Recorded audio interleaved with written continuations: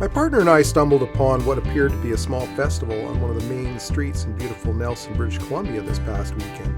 There were various vendors and tents, games, food, music, and many other festival-looking decor on the street. We were excited and thought, what a great little venue, not once asking anyone what was going on or what is the purpose of this Sunday bliss. After about 15 minutes, I realized that this was some kind of an event promoting climate action and sustainable development. This awareness came upon me after I realized that the petition I was ready to sign was about the implementation of the 15-minute city.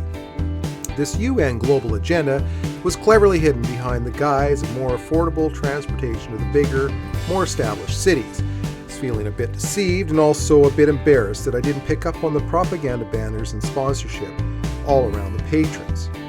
This topic of sustainable development and the 15-minute city has become quite the controversy and source of contention amongst many people in smaller rural areas due to the implications that the new set of global governance is having on these have-not communities. Most of the people promoting sustainable development goals do not understand that they are being manipulated by misinformation, deception, and outright lies. We have labeled each other into the camps of our habitual manner of thinking. There appears to be little movement in understanding each other's point of view. After I realized that I was almost duped into signing a petition that I didn't agree with, I ranted at this all-knowing global citizen. This is how I was feeling about him at the moment, and didn't give him a platform to speak his regurgitated untruth. I was exercising my 15 minutes of fame when I was promptly redirected into a conversation with a young lady, her boyfriend, and another older gentleman. These three were commissioned to convince me that they were smarter, wiser, and more knowledgeable than I am. To me, this is not a game of wits. It is the challenge of having a change of heart and learning to understand.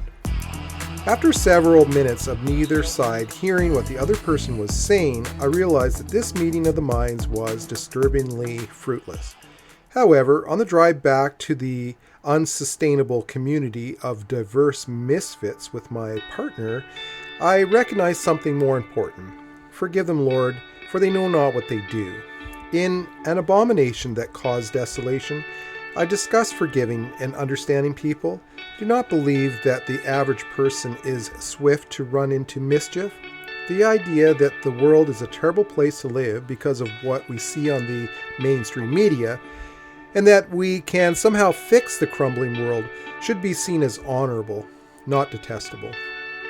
How do we help guide the misled, misinformed, and manipulated populace to the truth? As I look at the man in the mirror, I realize that one step, one meeting, one hug, one conversation at a time will help bridge our differences. I have the desire to do the right thing and find in my heart to love my undesirables, not just for 15 minutes, but for a life everlasting.